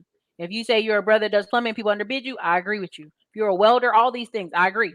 But we also have a way to get around that. What is that? Government contracts. Okay. Yeah. There's a lot of but we ain't gonna go too far. Listen, y'all got some hilarious stuff. Like the stuff y'all saying that people are saying to y'all. God bless y'all. This person said a silver spoon upbringing. You or your family got money. Y'all, What's that? I've told you, our family we're plantation owners, and it's still to this day. I still got to get up, and go to work every day. That old money ain't what you think it is. Okay, everybody thinks that's what that means, and that's not what it means. Yeah, that's one of them hating things too. You must come from money, like Oh, listen, these two are good. Somebody, I will say, nobody told you to have kids, and then another one says. It's the fake rumors too. She works so much, but where her money going? She must be spending it on some man. Oh, yeah, the family hate is bad. That's another one. Y'all cracking me up. Oh my God. I can't. Oh, look at this one. I can't work 2 jobs like you. Y'all love me. Y'all, I love it. They're only giving jobs if you bilingual. Black people in Florida love that one. Then you should know Spanish by now then. What about the one where people always say, what's the point of working? I gotta treat myself. Listen, I don't have time to go back to school. And people will be on my Tech Tuesday. They literally tell you to study for class. I'm actually in Master IT's class, disclaimer. I'm gonna get all these tech certs just to stunt and be like, look how quickly I got these tech certs. And then I'm gonna record myself. I can't record the actual audio conversation, but I can record my face while I interview at some of these tech jobs. Because y'all be making it up. I really do. Let me see. Yeah, I had I stepped on a sea urchin, and the African guys were getting the barbs out my foot, and I said, "Nah, I still feel like something's in my foot." And the man like, "No, it's good." And I was walking around for 2 weeks, and I said, "Y'all, something's wrong with my foot. I feel it." And I was feverish and sick, and it was like, "You got the flu, you fine." And then something told me go to the doctor, and it was like nowhere could take me. So I finally went to this one place, and the guy he literally poured iodine on the foot, cut it out. He's like, "You have 2 barbs." And he's like, "You got a little infection in your foot. Just soak it in some Epsom salt." And I'm like, "Come on, man. Come on, not Epsom salt." What country were you in when this happened? I was in Zanzibar, Africa, Tanzania, in the water. So he was like, "You got all kind of stuff that got in your foot, right?" It just is what it is, right? So we I go home, I lay down, y'all. I wake up, I kid y'all not, on the 3rd day of this man telling me to soak my foot. My leg was swollen and red, and I thought, "Oh my God, I'm gonna die." I was like one of them old black people, they're gonna cut my leg off. Ooh. Lord Jesus. And so I go to urgent care, and they literally go, "Oh, you got an infection, girl. You gotta go on these antibiotics ASAP." And so and part of that was why I told the story on YouTube is like, when I was finished paying urgent care, I was like, "Well, what's the bill total?" She's like, "Do you need us to bill it to you?" I said, "Well, what is it? How much did y'all charge me?" She's like, "It's just $150." And I thought, damn, it's a shame that we're in America and she's trying to protect me, like not embarrass me by saying, "Hey, it's just one, I can bill it to you." Wow. And I thought, man, we doing bad in America if that's but that's real trap though. Yeah. Yep. This is why we be talking about people online. So we talk about money. No, this is why we talk about people online faking the funk about how much money they got, right? Yeah. I was like, "Girl, here's my debit card. Keep it moving." Because my whole thing is, right, if you having an emergency and you don't have a way to pay for that emergency, right? I mean, like, that's a real life thing. You know what I mean? Like, it all depends on the size of the emergency. I can't handle a $200,000 emergency. Y'all, please help our friend. What is fatback? They said that the average American doesn't have $400 for an emergency. For emergencies. Right? I would say, listen, the way I'm not telling nobody's business. I ain't getting in no trouble out here, but I'm talking to a lot of content creators and people who sell courses. They got people doing chargebacks for $1, for $20, for $50, like crazy level numbers of charge. It's hard out here. Yeah. And that's why I told people, I said, if you really pay attention, and I'll do for my members, my YouTube members only, I'm gonna record a video tonight and put it in there for y'all tonight. If you really pay attention, and I ain't gonna name no names, but if you pay attention, a lot of folks segue to new construction and investing in rental properties because that course money, they realize, oh, this is seasonal. This is when people got their tax refund. because them stimmy checks is gone, right? Yeah. It's just we'll talk about that off camera too. So, Hey, listen. Thank you so much, Danica. I don't want to mess your name up, Marie. Dope discussions, $20 super chat. Just stopped in and y'all are dropping gems. Thank you. Yeah, and by the way, fatback is like a part of a pig. Yeah, John, you're Polish. Y'all got fatback in Polish places. Oh, this is another good one. Y'all care too much about money. Oh yeah, that's one of them. So John and Danica are the sponsors of tonight's show. They super chatted. They are the sponsors of tonight's show. But go ahead.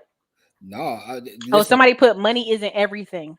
Yeah, that's one of the hating ones right there too. That's definitely one of the hating ones. All you talk about is money. You care about money. You know what I mean? This is a good one. Tam said, "Listen, I'm a broke college student and no skills. What are my first steps?" You guys go ahead and break it down. What are their first steps? Develop skills. Yeah, get some skills, but also write down like that whole list we had, right? What are your plans?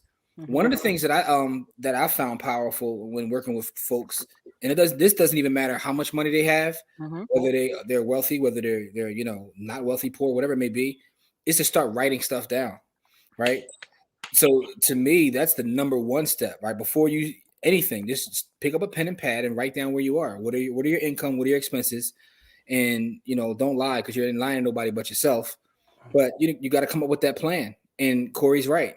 You got to get some skills, right? Well, the reason I brought you guys on, and I think I've talked about it some here. The reason I brought you guys on is there was a trucker on YouTube who, I'm just going to go there. He was black. He was 28. He originally was 400 pounds and he got down to 320. But in trucking industry, because of his height, he wasn't a very tall man. I think he was like less than 5'9". They would not approve him for insurance. But the trucking industry, there's certain levels of insurance you can get. Your company can put you on. He had 3 trucks. Money's going in, money's going out. Well, he died.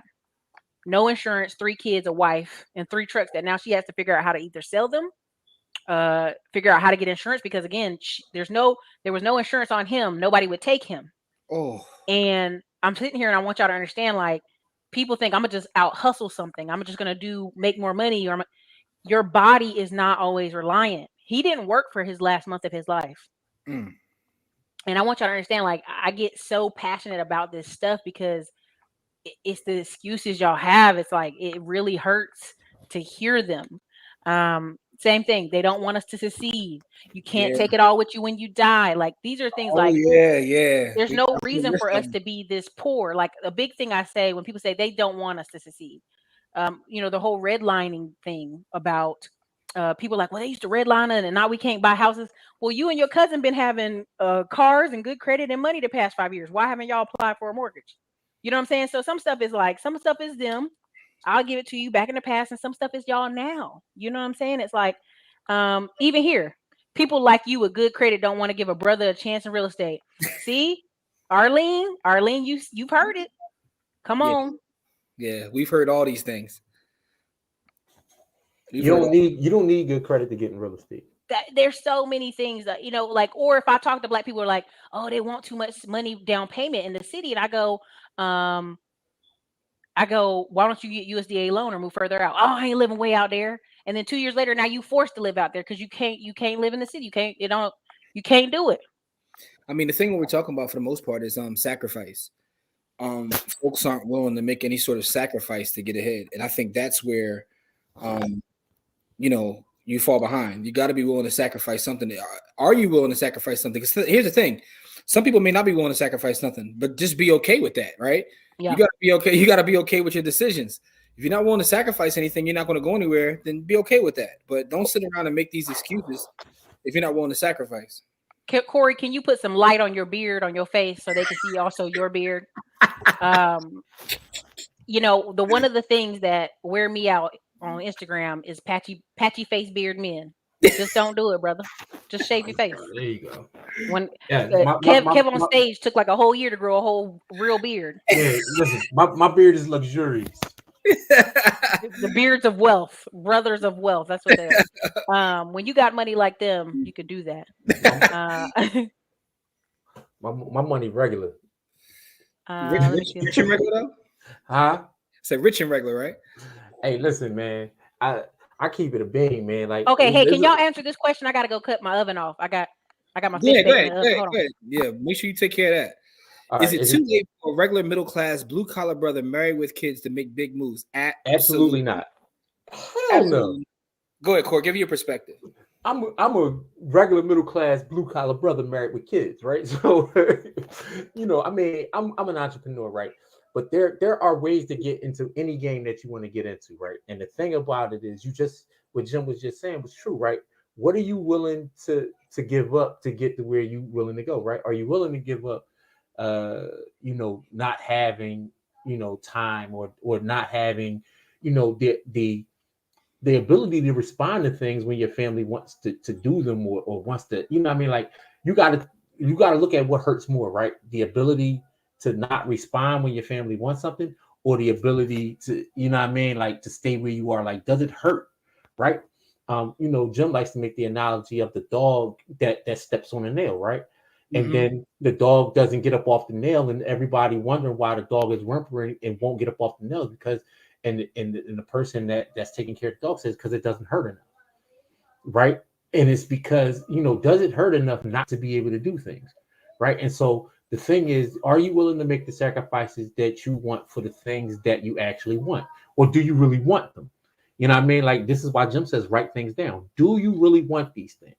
Yeah, right? and the thing is, what's your plan, right? So just to give you a little bit of perspective, right? Colonel Sanders, read the story about Colonel Sanders. Yeah, my he man was living in his car when he was 57, but he was working his plan, and he had his herbs and spices, and the brand that he created is still around to this day. But he was 57 years old before he did anything. Stephen Covey, another guy, was in his mid 50s, hadn't written a book yet, and now he's one of the most best-selling authors of all time. But he had a plan. So the question is, what is your plan, and what are you doing to get to where you want to go? Like what do you desire, and what are you doing to get to where you're trying to go? So no, it's never too late. It's just about having. Hold on, Corey. If you don't mute yourself, hold on, I'm gonna mute him. Mute yourself, Corey. Man, he back there jogging and something, jogging in a trash bag or something. Yeah, but that's the thing, though. To answer the last question, mute yourself, Corey. You going crazy? I got him. I muted him. Okay, cool. Yeah, but what's your plan, and are you working your plan, right? So it's never too late, but you have to be working towards something. And that's why I said writing things down is very important. Because that way you can have some steps that are attainable and you can be working towards it. Okay, so this is one of the last ones, and I'm gonna go to that video y'all have over there. What fields and careers would you recommend for a middle-aged woman to become financially free? I'm not inclined to get into trucking or traditional trades like welding. Now, I would never recommend that to you. I would say get out a sheet of paper and what are your current skills. A lot of y'all discount yourselves. You need to get out a sheet of paper and write every job you've ever done. What did you do with those jobs? What are something you're good at? Like, if you're middle-aged, you should have a good concept of what are some things you love, what are some things you don't like to do, right? There's got to be some write it down and figure out what you want. What makes you happy, right? Because we don't talk enough about what makes us happy. Because so we get caught up so much in chasing the buck that sometimes we actually get the money and they're miserable, right? Oh, yeah, that does happen. Yeah. So what makes you happy? Let's start there. Let's start with what makes you happy, and then how do you monetize that? So part of my assessment is always self-assessment. Corey, I'm sorry, Corey. Corey, can you hear us now? I muted you. Yeah, I'm sorry. My son was trying to run down on me. If you don't know anything about my life, he runs my life. Yeah, we had to mute you. You was making all kinds of crazy. Man, we thought you were jogging in a trash bag, man. We were worried about you. So here I'm gonna but yeah, again, it's really self-assessment. And then, like, if you watch any of our videos, you can start over today. Any day of the week, you can start your life over. You just have to make a decision. Yeah, middle age is not over. Like, and let's be clear. If the average age of people dying at 75, 37, you middle age. But most people think, well, I'm in my 50s, I'm middle age. You start from scratch. It's okay. Like, you can start from there. I think I didn't put the audio on. Hold on. I'm going to stop it and then share it again. Hold on. Here we go. Yeah, there you go, like this. Okay. So y'all should be able to hear this audio. To Apple stock, another 1 billion people on the planet. It's going to go up. Like, I mean, it's more people to serve. It's more people to serve. And that's the thing. Like, the thing about, like, and Justin said it too, it's not really a secret, right? I tell people, listen, Go look at the Forbes magazine for the last 20 years, right? And the wealthiest people in the world own companies and land. That's it. I mean, it's really simple. So if this has been happening for decades, you can just literally go back and you can go online and look at all the Forbes magazines. They own company and they own land, or a combination of both. Like, that's what they do. Even to the formation of this country, the only people that could vote were landowners. This is true. You had to be a white landowner. You could be white. White wasn't good enough. You need a white landowner to vote. You know, you look at the people that we put into Congress and the Senate. Where do they make their money at? Land, and they own companies, right? Land, you know, so I mean, it's like right in front of us, but it's a matter of taking action. Like Justin said, you got to take action. What would happen? Okay, sorry. So there you go. I think I got the whole clip in. Did everybody hear it? Drop a 1 in the comments if you heard it. Drop a 1 in the comments if you heard it. Okay, so part of why I love that clip is whenever people, everybody ain't meant to start a business, Ericka. Everybody ain't meant to own a house. And I go, you have 60% of African-American people renting. You're not in a position to argue with me. You're not. The numbers, men lie, women lie, numbers don't lie. Well, I'm doing all this money and I'm down. I live somewhere. It's like, baby. I ain't saying you got to live in the house, but somebody, you need to own a house and let somebody rent it. You know what I mean? Like, my biggest thing I want people to understand is thinking, be careful. Thinking you're so smart that you're going to outsmart a system that's been out here for like all these years cracks me up. Like the reason I love Chris Senegal and old boy up in Arkansas, they literally just use the systems that are right there in front of them. Yep. Small little banks looking to loan somebody, buy rentals, and rack it up. Chris Senegal developing whole areas in Houston. And what ends up happening is where he develops in Houston, only 5 families owned 80% of all the rentals in that one area. 3 were Jewish and 2 were Italian. And their children eat off that neighborhood for years. Yep. 80% of all rentals owned by 5 families. So when people sit here and try to argue with me like, I don't want to do rentals, I don't do this, I don't want to own businesses. There's 3 ways in America to get rich. It's been from the dawn of time. And this for this country. Not stocks, real estate, businesses. It's fine if you want to go work in tech and make $200,000, $300,000 a year. That's fine. Do what you do, boo. You don't have to own the company, but you're going to have to take a piece of that money you're making and invest it in something. That's it. And I kind of combine, like, I guess stock ownership and business ownership into the same, because it's about I knew that's what you meant, but yeah, that's what I meant. Yeah. So it's owning companies. One is like owning your own company versus owning a piece of someone else's company. And that's the thing about it is it's really that simple. I was just the PBS just put out a new documentary on Ben Franklin. Like it just came out of right. No, so they lying. I heard they was lying in it. So I watched the whole doc, but what's interesting to me about the doc is when they were talking about like the formation of this country, like the importance they put on land ownership, right?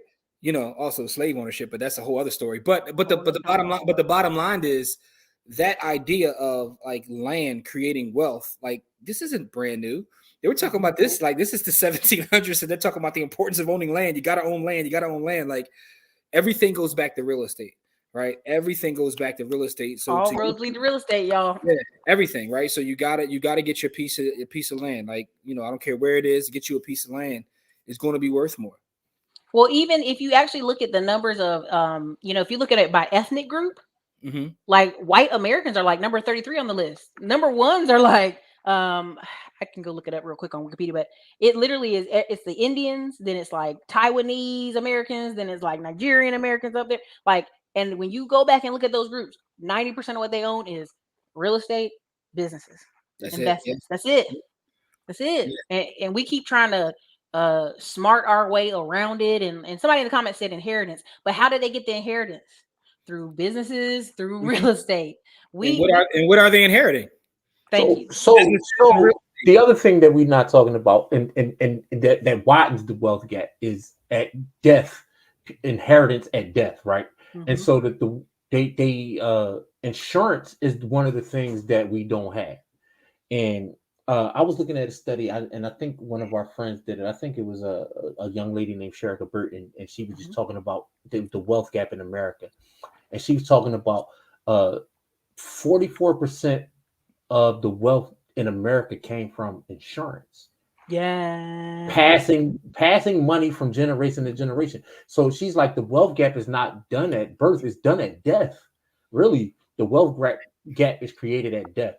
We are not passing along assets or money. Well, to your point though, that's one of the things I see now with like, you know, the generation that came before me when some of them pass away. Like, so we have people now that are creating wealth, and then people in our generation are creating wealth. But that next step, we're still falling short in terms of making sure it gets to the next generation, right? And that goes back to what you guys were talking about in terms of paperwork, making sure you have the right paperwork set up, the right entity set up. Like there, you know, there was a gentleman in our community who passed away, and he had a ton of money in cryptocurrency. I had a ton of money, but Wife Paperwork ain't right. wife couldn't find it. She had couldn't no find access the to it. paperwork that belonged to the crypto, because you don't really, the government, you know, you don't need government paperwork. Right. He just needed to have something Something that allowed her to get to access that, it. to access that money. But he passed away out of nowhere. So it was like one of those things where, It's a fluke. you know, the preparation wasn't done. So all that wealth that he's built is just it's just out there somewhere, right? So that's just one example, but there's several examples, right? Because one of the things I recognize is that even when it comes to insurance, unless you know to call the insurance company. So let's just say, for argument's sake, that, you know, you have a grandmom that has a huge policy and she passes away, but she doesn't tell you where the policy is or that she has a policy. A lot of times the insurance company will not call you. But It's not their job. And you have to provide them a death certificate. Exactly. Like bum, you know this person died. Quit playing with me. So I've had family members pass away, and I've had to call insurance companies, and they're like, and I asked them, and they're like, well, you know, it's up to you. That's your responsibility to let us know, give us a death certificate, and then, you know, but, you know, she was telling me there's millions of dollars that just people have worked and put up for, and their families do not get access to it. So one of the things we need to work on is, as we create wealth, that next step, making sure the next generation gets it. Yeah. Well, and part of, so here's the thing too, is again, careful who you marry. Are you training up your children to access this? So I know two friends here who I'm not knocking them, but they've had an easy life. They don't think they've had an easy life, but they have. Like, they didn't come up with their home down payment, none of that. One girl's grandfather was like such a prolific businessman. He died over 50 years ago. Their family still eats off of land. Like, you know how we building up here in Austin. People are finding land and they're like, hey, we found the owner is your grandpa. She's like, I ain't paid taxes on it in 50 years. Like, I'm surprised the city ain't take it back, right? Or, you know, they're finding gas rights and mineral rights and land rights and stuff like that. And so they were able, all the family members are able to buy a house because they have this trust that just, they keep finding stuff keeps coming out, they keep getting money given to them. We have another friend, his grandpa used to buy 100-acre lots at a time and subdivide them near Dallas, Texas, and people would buy them and stuff like that. Well, the grandpa got sick and there was no plan. It was like they just assumed somebody would take out all this stuff over. And so it's like they're not infighting because their grandpa paid for his college. They gave him $800 a month. But if you ask him, it wasn't enough. Grandpa sent him to an almost Ivy League school in Dallas. Gave $800 a month. He's like, I worked really hard my whole life. Really? Imagine how many of us, if we had $800 a month in free college, didn't have to pay a bill, what would our lives look like? He's kind of delusional in terms of how people live out there. Very. And so that's why I tell y'all, like, I do some of this real estate, do this conversation on here, because when I sit here and tell my friends here in Austin that the average person makes $30,000 a year, they're like, oh, you lying, Ericka, that's not true. There's no way, you know, household income. And I'm like, that's because you live in a bubble. Yeah, you got to get out your bubble and look at the data. And we try to ignore data. To your point about we trying to find shortcuts around what's worked forever. Like forever. Just look at what's working. Look at the data. Like, be realistic. I literally almost bought a farm out in the middle of nowhere because I was like, what's the requirements? They're like, you have to come live on it for a year. I said, what's a year? What's a year when you can come down on the weekends and do whatever you want in Austin? What's a year when you can go to Atlanta whenever you want on a weekend? People don't want to hear that. Oh, yes. Cleo, let me tell y'all, I'll save this for the members, YouTube members, but there is a whole system of finding unclaimed money, reaching out to that person and taking 2 to 10% off top. There's one guy on YouTube. He does not have a big page. He's made millions doing that. Wow. Searching the records. It was big in Florida too. You know, in Florida, when they would sell those tax liens and they'd auction those properties, let's say they auctioned the property, I'm gonna give a crazy number, for $1 million. Really, it was only behind $800,000 in taxes. That surplus is supposed to go to the owner. So you had all these, I'm just gonna go there, Black people and Latino people in Florida, and they, you know, they grandma left my house and they never paid the tax. And they're like, oh, I'm so sorry. And the people say, hey, listen, there's a little bit of money down here for you. So what I'm gonna do is I'm gonna go file the form for you. Come sign this form. and I'm gonna give you this $20,000-$50,000 that's left over. So Florida literally had to start making a law like, hey, stop. Like y'all getting over on these people. People would have 300,000 down there. Somebody would get them to sign paper and they give them 50K and take the rest. Folks found ways to make money, man. That's amazing. You see what I'm saying? So unclaimed money is a whole, for my members who watch this, when I be talking about land, there's a reason I'm talking about it the way I am. Land and land development and a surplus and surplus funds, that's a whole other racket. Yeah. Listen, I almost lost my crypto. I had bought Bitcoin, Litecoin, and Ethereum when I wrote this book, Smartphone Millionaire. Mm-hmm. Forgot about it. Bought it in 2016. 2016, early 2017. My VA was like, hey, we getting all these emails from Coinbase. Somebody tried to access. I said, I got a Coinbase? They said, yeah, girl, you got a Coinbase. They went in there. And when I saw the price of that Bitcoin, and that wasn't even a whole Bitcoin, it was like 75%. I was in there like, cash it out, cash it. And they were like, man, we need your ID. We need another ID. We need this. I'm like, come on, y'all. Y'all the ones was emailing me for security. It's mine. See, that's why when it comes to that, we teach people how to take control. Get your cold wallet, put it in your cold wallet, and then and put it away safely. So you don't have to worry about it. And give somebody that you trust access to it, right? Not access to it immediately, but say, listen, if something happens to me, go here and get XYZ.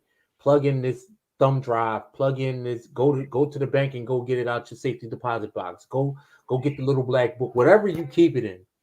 But make sure that somebody is able to access that information. Yeah. I apologize. It's called overages. Thank you, Florida people. If you took my taxing class, I didn't add that in there because I was being respectful, and it's just so deep. It's like it's a whole nother venture by itself. Overages. It's called overtures, but it's also, if you go in other states, it's called surplus funds. Yeah, you can. They had that here in PA. Like they actually sent me an email. PA sent me an email like, yo, you need to come claim some of this money. It was like $18, but I wanted my money though. You know what I mean? Like, listen, that unclaimed money ain't no joke. We have a family member. She used to work for IRS. That's what she do. She go look for everybody in our family if they got unclaimed money. And I had a check somewhere in North Carolina, Raleigh. I was like, what check? It was an insurance check for a car accident. They sent it to my apartment. I had moved. And I said, yeah, I want my check. Don't play with me. It was $1,200, y'all. I was grateful for that dollar. I was Absolutely. like, yeah. Absolutely. I'll take it. But yeah, listen, NC grad, that's how it starts. Your grandparents buy something so cheap, you just keep holding. So anyways, as we leave out of here, it's 365 of y'all here. Make sure you hit the like button. Each person, Jimmy, I want you to name 3 things a person can do to get on those 7 steps of wealth. And then Corey, will be you next. All right. So the first thing I would say is take your assessment, write things down, figure out where you are so you can come up with your plan to get to where you want to go. Right. Mm-hmm. The second thing I would say is think about what it is that you like to do. Because we spend so much time trying to, chase a dollar and do the things that we think are going to bring us the most money. But when it comes to skills, if you have a skill that you can develop, then you become better than anybody else. The money will come to you. So when you focus on the skills instead of focusing on money, the money will actually come to you, right? So I would say those are the main 2 things: is to write things down, see where you are, see what your income is, what your expenses are, what you want to do, and then look at what skills you have. Look at what skills you have. How can you improve? What do you like to do? And focus on those skills, right? When we look at some of the folks in our community that are very successful, the millionaires and billionaires, what they've done is they have a skill. They're better than everybody else at that skill, and that skill brings them revenue, and then they invest the revenue. The plan is actually very simple, right? Mm-hmm. But it's the execution and it's the taking action. That's the part where we lack. But all of us have to figure out how to get income, right? Generate that income, put some of it to work for you, rinse and repeat. That's the system. So those are my things. And also the last thing I will add is look us up on YouTube too, By the Hood, right? So that's the third thing. All right. Go ahead, Corey, because Corey gonna be like, get that crypto. No. I mean, three things. Number 1, paperwork gangsters are the biggest gangsters in the world. Do your paperwork. Listen, take it from somebody who hated paperwork. Jim had to get the paperwork mafia off my back. right? Because I was one of those people. I got run up energy, and Jim was like, "Yo, just do the paperwork." Like, what are you doing? Do the paperwork. Don't run from the paperwork. If you're going to get rich, paperwork is part of being rich. Like, you're not doing anything without the paperwork.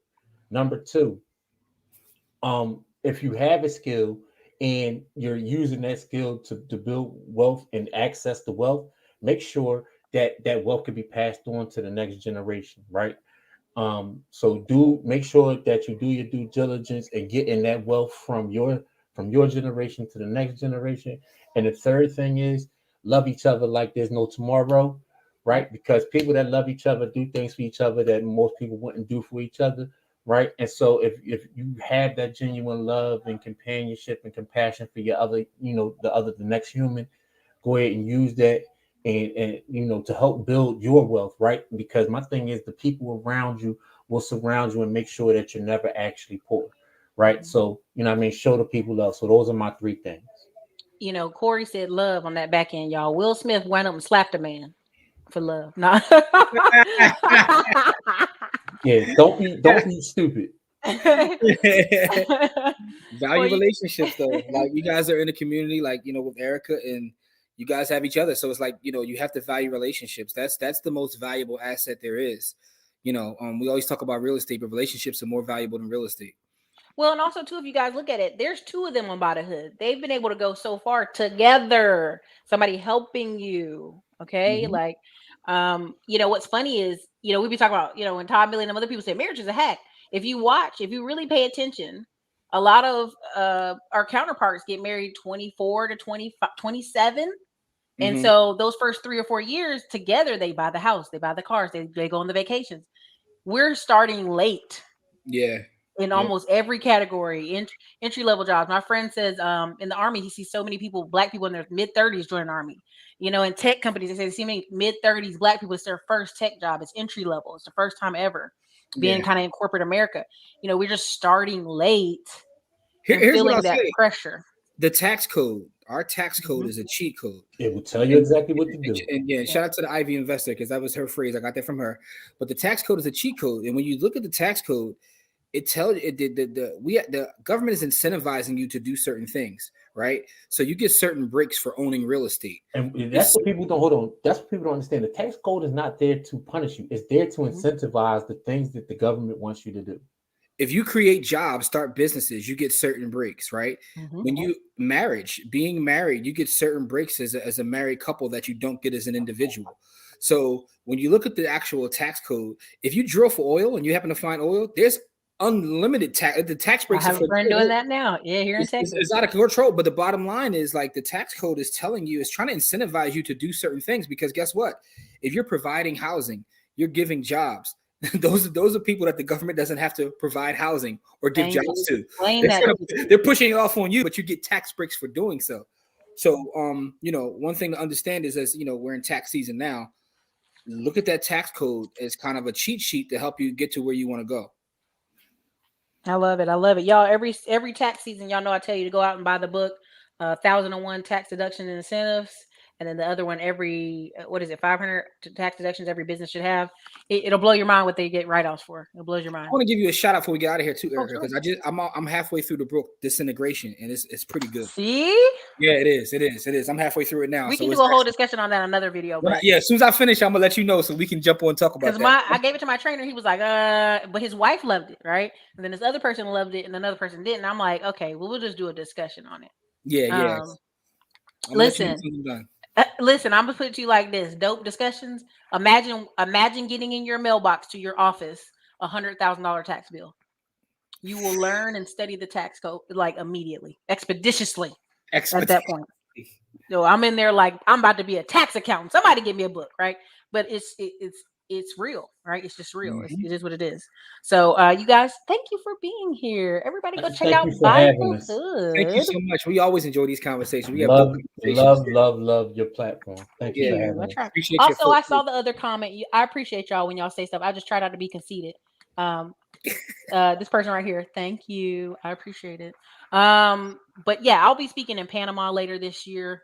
in the summer. So I'll be an international paid speaker. Ooh. And I actually get to talk on economics. So as soon as I heard that, I was like, I'm writing an economics book. My ghostwriter's writing it. The price going up after that, right? Price has gone up. Listen. I'm officially about to be brand new. Listen. I'm gonna call Jordan Peterson and be like, now I asked y'all for an interview before. Now y'all come back now.